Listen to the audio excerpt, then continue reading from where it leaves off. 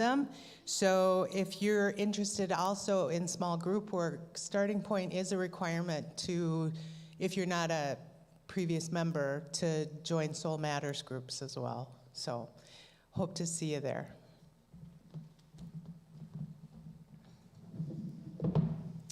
Let us take a moment to center ourselves with the ringing bowl.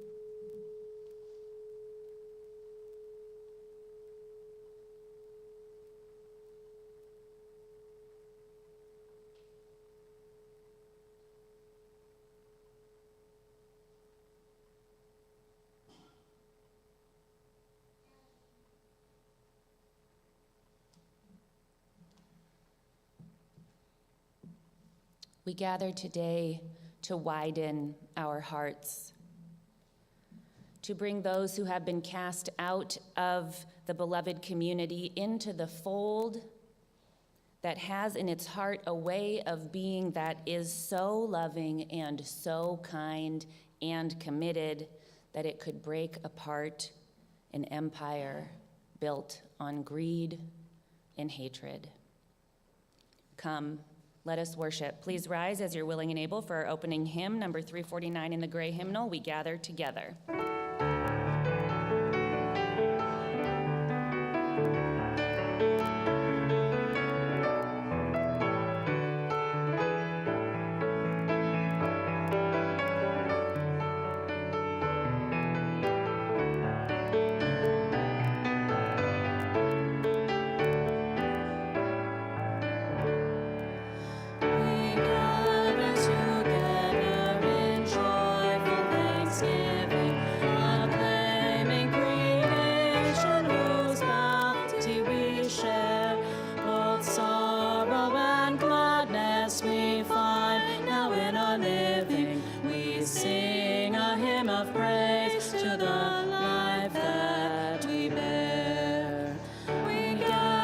Together to join in the journey, confirming, committing our passage to be a true affirmation in joy and tribulation. We bow to human care and hope, then we are free.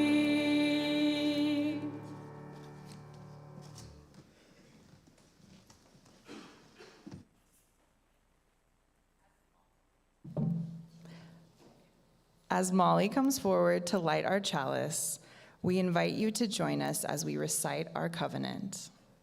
Let us affirm that love is the doctrine of this church, the quest for truth is its sacrament, and service is its prayer. To seek knowledge in freedom, to dwell together in peace, to seek knowledge in freedom, to serve humanity in fellowship, to the end that all souls shall grow into harmony with the divine. Thus do we covenant with one another.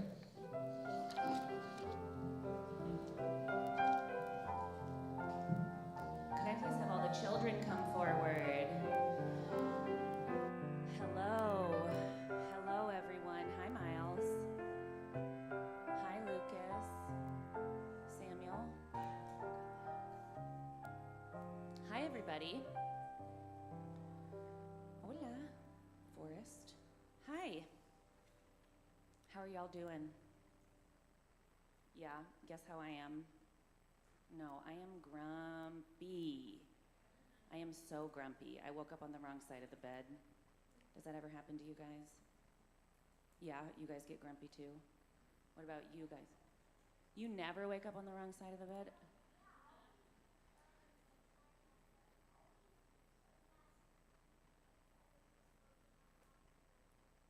You just go to your mom's room. Yeah. Yeah, boy, if my mom had been here, she would have probably been a little annoyed with me this morning. So let me tell you what happened. So last night, before I went to bed, I read Heather Cox Richardson. And she's a woman who writes a big, long, like, synopsis of what happened in the world yesterday, okay? So I went to bed kind of angry. Yeah. Because sometimes things make us angry. Do things ever make you guys angry? Like what? I understand. I'm the little sister. I get it. I get it. We are the source of all annoyance. Yes? Playing mechanics in games. Yeah, things don't work right, right? What else makes you guys angry?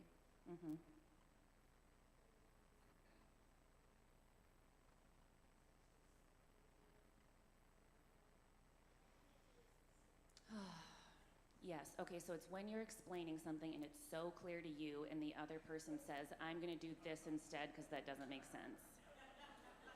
Yeah, yes. So this morning, that happened to me with my cat. Okay, I wake up, and what my cat does is she very gently touches my face over and over until I wake up, and I have to say I was mad at my cat, which is not who I should have been mad at. And here's what I think happened. I think I read something that made me angry before bed, so I went to bed angry. In the nighttime, the anger stewed, and then when I woke up, I was angry at my cat. Going to bed angry, yeah. Maddie, have you ever been grumpy? Often. In fact, yes, quite. What's something right now that is making, I wouldn't say grumpy, but what's something happening right now that's making you angry? Oh gosh, that's hard to pick. So many good options. There's this person who wants to put his name on everything, and I just have to see it everywhere, and I don't like it. It makes me angry every time I see it. And well, I'll tell you what I do. What I know I need, yes, Forrest? What makes you angry? Or what were you gonna say? Donald Trump. Yeah. In case we didn't know, in case we wanted to hear it again. Yeah. Whew. Anybody else? Yes? I have to wait for tomorrow, Tuesday, and Wednesday because one thing is very exciting happening each day. Darn. Too bad you have such fun coming up. Yeah? Ice also makes me angry. What? Ice makes you angry? Yeah. Yep, amen. There's a lot to be angry about right now. And probably a lot of us are angry. And what you gotta be careful about is taking your anger out on your cat. Or on the people you love the best or the people who are close to you, like your little sister. Yeah, we're the little sisters here. You don't think that's gonna happen? Let it be known by the whole congregation then. Yes. I don't think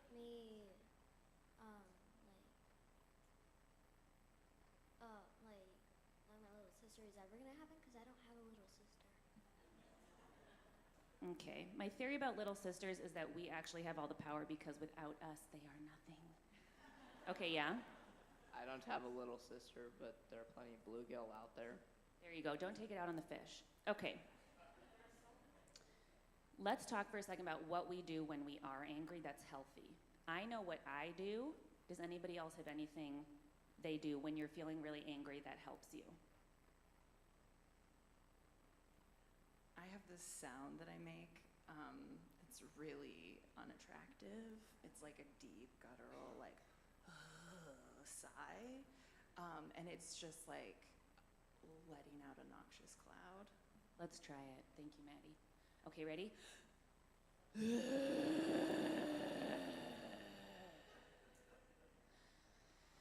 Well, what I know that I need to do is I need to go for a good, hard run. And then I'm gonna feel a little bit better. So that's what I'm gonna do this afternoon, because you guys are seeing me at my grumpiest. What about you guys? Anything else you guys do when you're grumpy or angry? Yes. I just tell myself, you know, this isn't really something that I should hold on to for a few weeks to like maybe a few minutes, but I'm just gonna let it go and just not really think about it and just be happy. Okay. Yeah, yeah. Sometimes you can imagine that it's like tied to a balloon and it's floating away. You can imagine it's on a leaf and it's going down the river. Actually, let's do that for a second, and then you can go to your classes. All right, I'm gonna have everybody close your eyes. I'm gonna have you imagine something that makes you really angry. Something that really chafes, let's say, at your religious beliefs. Something that really bothers you.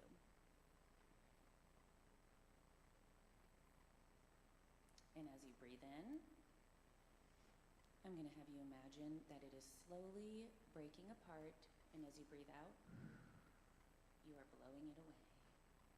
As you breathe in, it further breaks apart, and as you breathe out, you are blowing it away. One more time. Breathe in, and now let's sigh it out.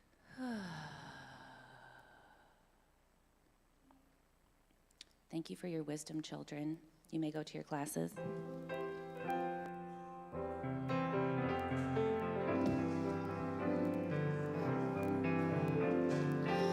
Go now in peace, go now in peace. May the spirit of love surround you everywhere, everywhere you may go.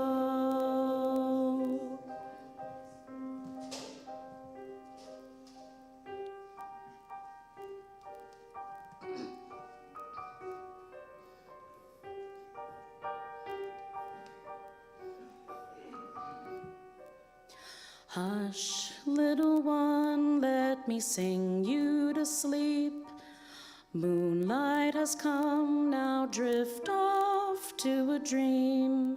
Sail from the day to the wonders awaiting you out there in the deep. Off, little one, chase the wind on the waves. Adventure is calling, so go and be brave. But if you get lost as you're tossed in the dark of the sea, look for me. I will wait at the shore for you. I will weather each storm, standing by till safe you return from the night.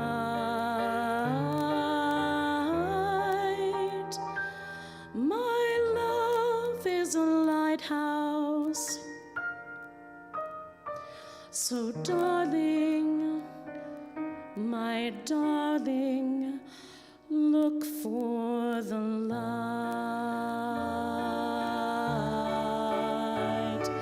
the light.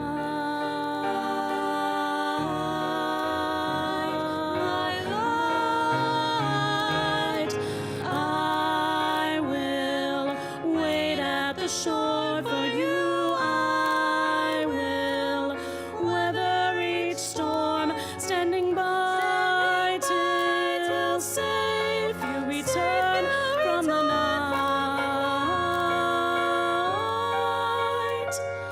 My love is a lighthouse, so darling, my darling, look for the light,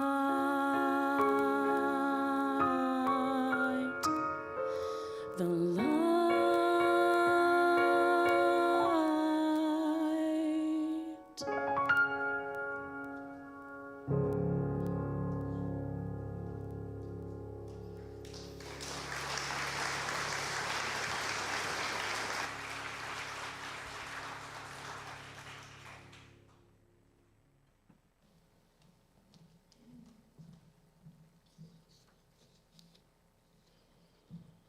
Each month, we as a community take time to reflect on a theme.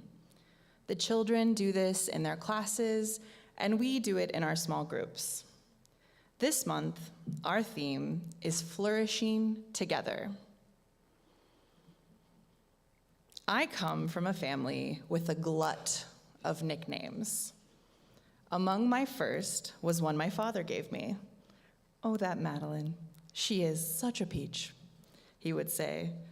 Not the most unique of nicknames for sweet, little apple-cheeked girls. We think of the women and girls we call peaches as being soft, sweet, and tender. When we say someone's a peach, it's because they've gone out of their way to help us, to show us love, to offer us warmth. And so in my childhood, I learned that this was the appropriate way for me to show up. My sweetness was the only socially acceptable part of me growing up in a culture of Midwestern nice. Today, I want to speak to other white people who grew up in this culture. I want to speak to how this culture defines our struggle to accept and learn from the anger of people of color, even when we want to do better. But let me back up first. Like I said, no one in my family had just one nickname. This peach had a second. Much more often than Peach, my dad called me Mad Dog Madeline. That might seem like an epithet, but the truth is, I think my dad got a kick out of seeing me transform into a feral child. He loved that I was wild and strong, even if he knew the rejection I might face because of it. For years, I really embodied Mad Dog. After my dad died, my childhood exuberance gave way to a tumultuous adolescence. In my teens, I was practically ungovernable. Everything was an establishment that I was resisting, and the people around me all represented the systems I could not escape. I had the gay rage, the fat rage, and the feminist rage. While I joke about it now, at the time, I deeply questioned my own ability to survive. When I graduated high school, I shaved my head, got my septum pierced, and spent a year couch surfing between my mom's basement, my best friends, and my sisters. I couldn't see a place where I could fit without being complicit in something that was morally reprehensible to me. I had my own rage, and I saw the rage of others, their feelings of being trapped or hunted by poverty, racism, and violence. I ended up going to college when I was 20 out of desperation to escape a job at Taco Bell. When I joined a feminist organization made up of students and locals, it was my first time finding a community that was building joy in resistance, turning rage into action. They were women of color, single moms, queer women in their 30s, gay femmes and trans people, many of them struggling to survive. Their struggles weren't always the same as mine, but I found kinship in their rage and hope in our resistance. And yet, this time of my life also challenged me deeply to re-examine my relationship with anger. Though I was intimately familiar with rage, I still fundamentally saw it as something destructive and threatening. Yet I saw how my instinct to smooth things over, to subdue the anger of those with whom I sought solidarity, was causing me to silence them for my own comfort.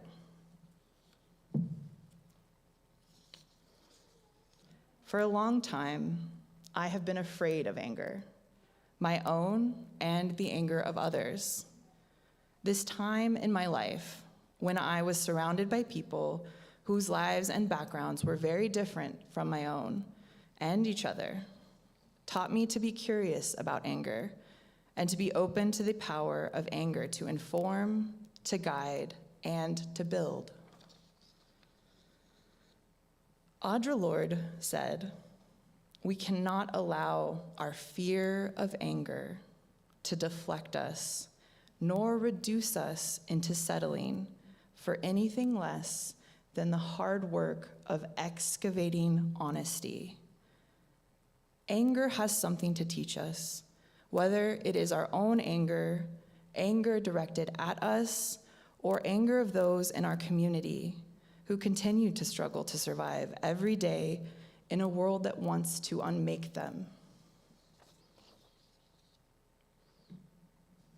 As I softened into my late 20s, I found myself reclaiming the peach within. It turns out I actually really love people. I want to move through the world with warmth, love, and generosity. It's a funny thing about peaches, though. They may be sweet, but peaches are stone fruits. At their core, they've got this hard, craggy, unyielding pit. And there's something about that I identify with, too. I have not lost the rage inside me, but I have learned that rage is a seed.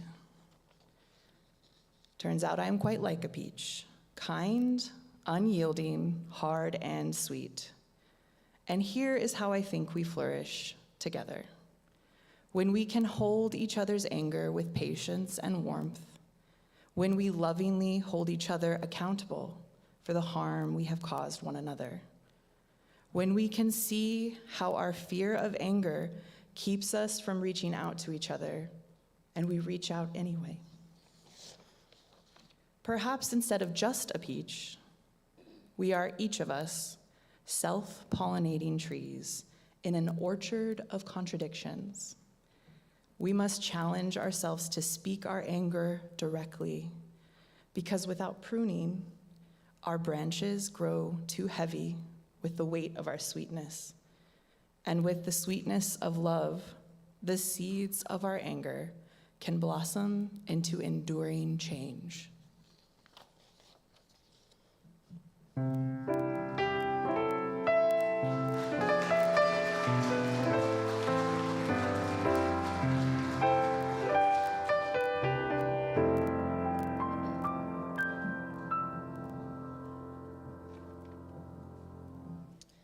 We come to this place to see and be seen, to teach and be taught, to hear and be heard.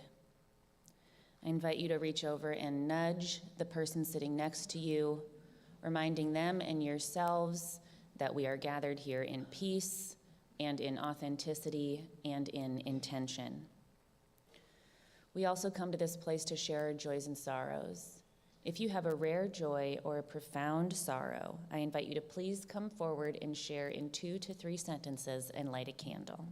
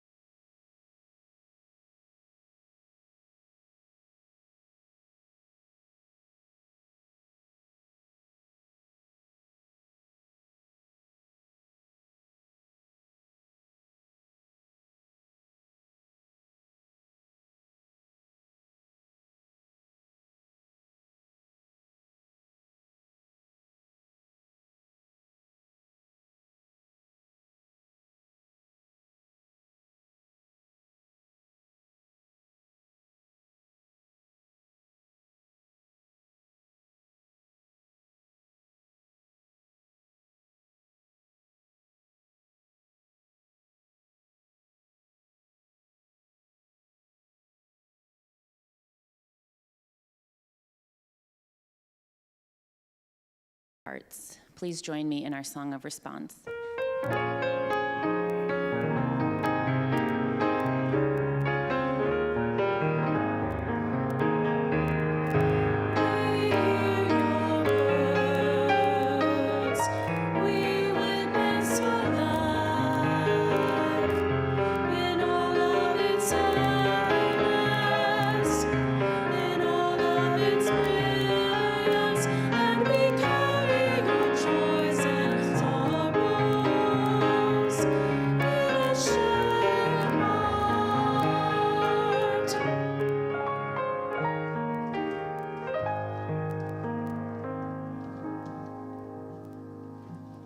Let us take a moment to come more fully into this space, whatever that looks like for you, perhaps putting your feet flat on the floor, taking a deep breath, closing your eyes if you're comfortable, noticing an area in your body that is tense or tight, letting the bustle of getting here melt away and coming into a space within your own dense body of a deep compassion for each of us, for the harm we have received, for the ways that we have grown, and for the ways that we have yet to grow. Let us be thankful.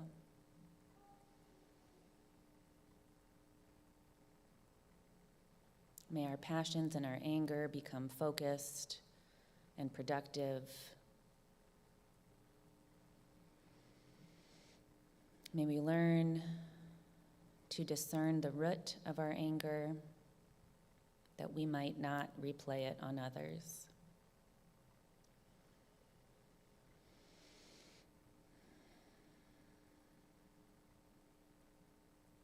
May we be agents of an everlasting peace. May it be so, and amen. Please join me for a meditative hymn.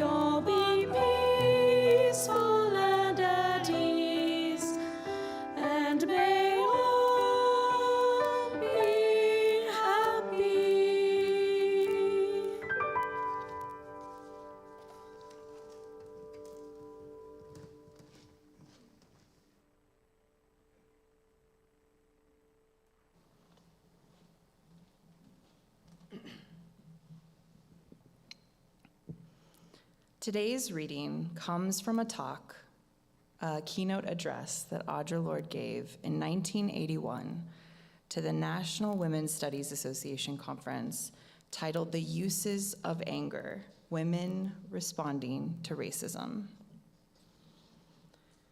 We cannot allow our fear of anger to deflect us nor reduce us into settling for anything less than the hard work of excavating honesty. We must be quite serious about the work of confronting racism and the angers entwined within it, because rest assured, our opponents are quite serious about their hatred of us and what we are trying to do here. Thus, hatred and our anger are very different. Hatred is the fury of those who do not share our goals, and its object is death and destruction. Anger is a grief of distortions between peers, and its object is change. But for us to face each other's anger without denial or immobility or silence or guilt is in itself a heretical and generative idea.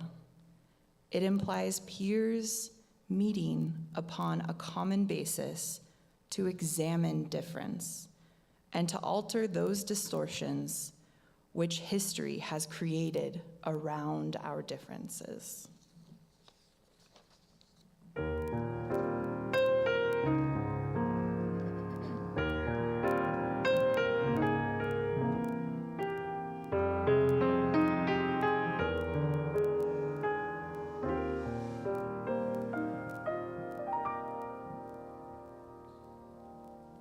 When I was in seminary, I lived in Manhattan, New York, in a dormitory that rested quietly under the arching spires of Riverside Church. It was a special, cloistered life on the Upper West Side that I cherished. For the close group of friends that I had formed got to live together. We studied and grappled with our subjects, living out and discerning our theologies, and then we retired to our own separate living spaces. Now, with just 1 year of study left, my friends hatched a plan to move to Brooklyn. This meant a 2-hour subway ride each way to and from school. But I was not about to be left behind by those deep bonds. So to Brooklyn I went. We split the group into 2 apartments, and I was quite pleased with my future roommate situation, for I would be living with my dearest and closest friend. We'll call her Penny. The minute we got into the apartment, the trouble started. Who got the bigger room? Where did we put the couch? How clean did we really expect the broom to be after sweeping? Our fellow roommates backed away as Penny and I squared off. 2 headstrong, powerful women, one of whom thought the couch belonged under the window, and one of whom thought the couch belonged along the wall. I did not want to fight. I loved her so much and respected her so much, and also thought the couch would look terrible along the wall. I sought refuge in the other Brooklyn apartment, where I confided in our mutual friend. When I told her that Penny and I were fighting, I was surprised at her response. She said, "Oh, I wish I were there with you both, fighting it out." For she saw that Penny and I were not just locked into a battle of the wills, but we were getting closer and deeper into our friendship, working through hard times and understanding ourselves and each other so much deeper because of this long-lasting fight. She was jealous that Penny and I were fighting, which I couldn't believe because I was suffering. I agonized over the fissure in this relationship. Why this rising heat? Why couldn't I just send her a picture of the broom after I swept each time to show her that it had indeed been rinsed? And why couldn't she just trust that if anyone in this house knew what clean looked like, it was me? I'm glad I was at seminary at this time, because at Union, where I studied, there was a department that specifically studied Carl Jung, who was a Swiss protege of Freud. This department looked deeply into the psyche and spirituality. So I had a group of people to whom I could bring these questions who would not just enable me in my own anger, but rather give me a framework in myself and the tools to discern why I might be responding in anger this way in this moment. And they encouraged me to look deeper into the root of my anger. This was the start of my understanding of anger as part of a spiritual practice, especially when we live in basically an English society where civility and restraint are prized, where we are rewarded for not showing that we are upset. As the saying goes, keep calm and carry on, AKA bottle that stuff up and push it down until it erupts, or you die of a grudge. Joseph Lee, who is a Jungian psychologist, spoke to how anger is currently moving in our society. He said that since we have Trump in the presidency, one of the things that is so astounding for so many psychologists is that he's inviting a national rage to come forward. But because we've been taught to repress our anger, it's something we're not ready for. And therefore, it's coming out in really primitive, scary ways. As we've seen in the horrific bombings of Iran and Palestine and the detention centers and the attacks on brown and black people and women and queer people here in the US. He goes on to say that when we refuse a certain core dimension of our feeling, or when we repress our anger, it goes into the aquifer somewhere and it begins to create symptoms in other places. Repressed anger inevitably comes out sideways, violently, secretly, or against the wrong person. Keeping calm and carrying on for the public has meant that a lot of children have been beaten in the secrets of their own home. It can mean intimate partner violence or latent aggression against those who are less powerful than us. And it means that we end up harming people and relationships that we never meant to harm, and we don't even understand why we did it. This is why Buddhist leader Thich Nhat Hanh said that if you know what the real roots of your anger are, you can transform your anger.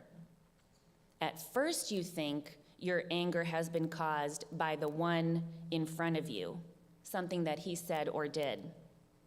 But you don't know that the main cause of your anger is the seed of anger in you.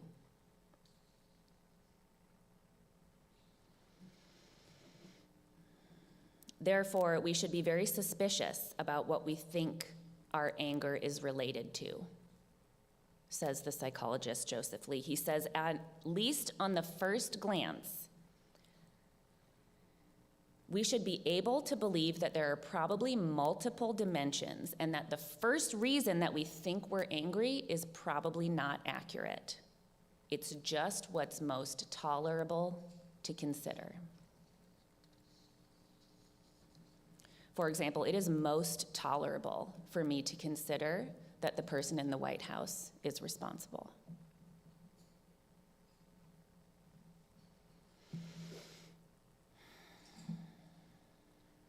When we're committed to a community, this is something we need to look to in ourselves. And I was committed to that community at seminary, so I had to really think about why I was so mad at Penny. Clearly, we were not fighting about anything real. Therefore, I had to really dig deep and consider my own repressed anger, AKA who I wasn't allowed to express anger to, or who I was afraid to express anger to, or what I was afraid to express anger towards. This is why our mutual friend longed to be in the fight with us, because being in the fight to her meant an opportunity to get in touch with what is unjust in the world and to interrogate ourselves for how we are upholding what is unjust, and from there to liberate ourselves from it. And when I thought about it, I wasn't really mad at Penny. I was grasping for control in a world where I or the people I love have experienced violation of rights, caste systems, domestic violence, sexual violence, destruction of the earth, racism, greed, and neglect, and I don't know what to do about that. In fact, I'm sure that many of us right now are experiencing a deep anger that we don't quite know what to do with or even how to hold the hugeness of it. As the seeds of violation in ourselves are being roused, as it is currently open season on war, rape, and corruption.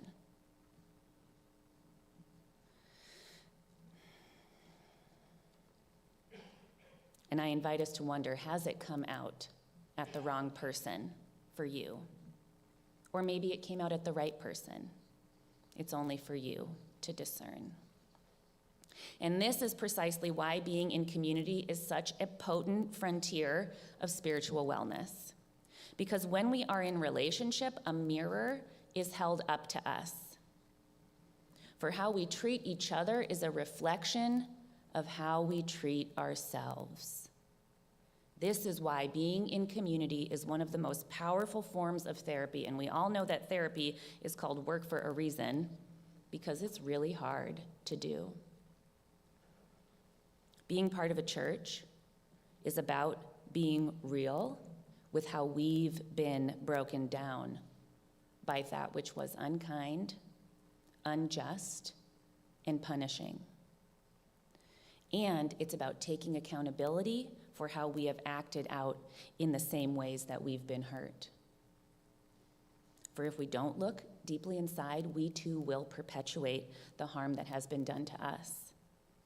And in doing so, we become the bad guy, which is really intolerable to accept. But that's how it works. Hurt people hurt people. If we don't look deeply inside, we will perpetuate the harm that has been done to us.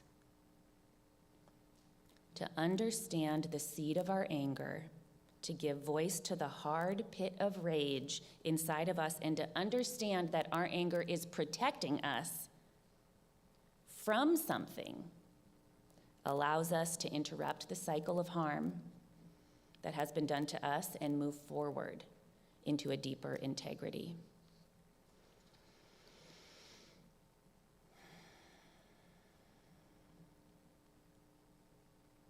Now, Penny and I did make up. Do you want to know how? Our moms got on the phone. Penny is still one of my dearest friends, and now when she calls me and tells me someone in her circle is being a jerk, I can say, "Are you sure it's not you?" And her the same for me. This is why I actually really appreciate it when my 3-year-old daughter is angry. I respect her no, to an extent, because I want her to grow up into a woman who can say no. And I want her to know that I'm not afraid of her anger, although she is very physically strong for a 3-year-old. And she is appropriately afraid of when I have had it. And I don't think that means that our love has ruptured in any way. Rather, it means that our love is big enough to hold us as people who have been and will be again violated in a broken world.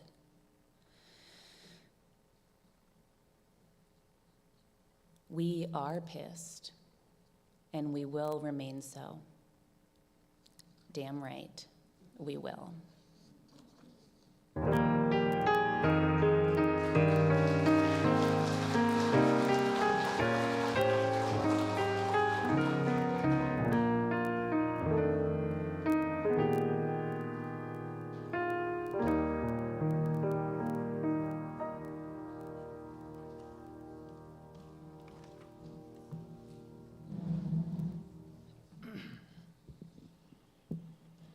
The work of the church depends on us, our generosity of time, wisdom, and financial resources. We invite you to give generously to support the ongoing work of the church. The offering will now be given and received in grateful appreciation of our shared values.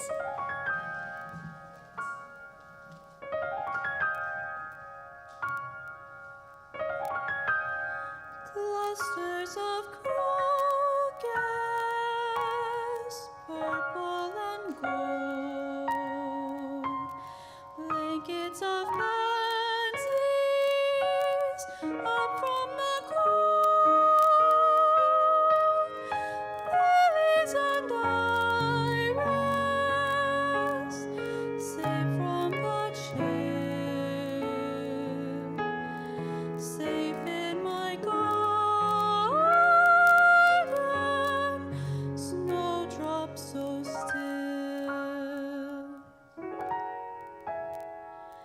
Come to my garden, nestled in the hill. There I'll keep you safe beside me. Come to my garden, rest there in my arms. There I'll see you safely grow, and on your way, stay in my garden, where love grows free and wild. Come to my garden, come, sweet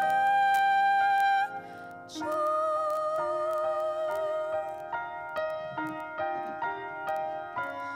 Lift me up and lead me to the garden where life begins anew, where I'll find you and you'll find you love me too.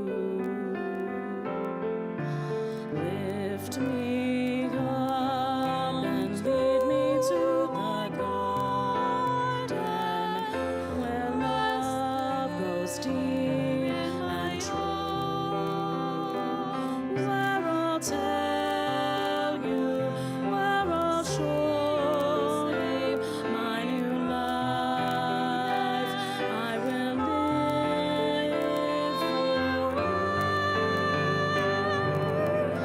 I shall see you in your garden, where spring will come and stay. Lift me up and lead me to the garden. Come, sweet day.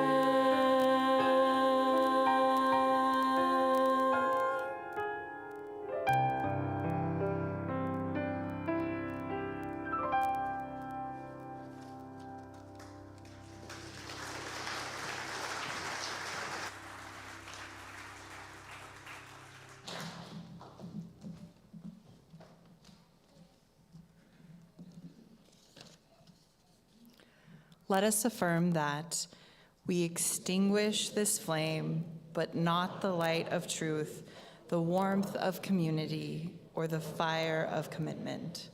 These we carry in our hearts until we are together again. Please rise as you are willing and able for our closing hymn, number 1008 in the teal hymnal, When Our Heart is in a Holy Place.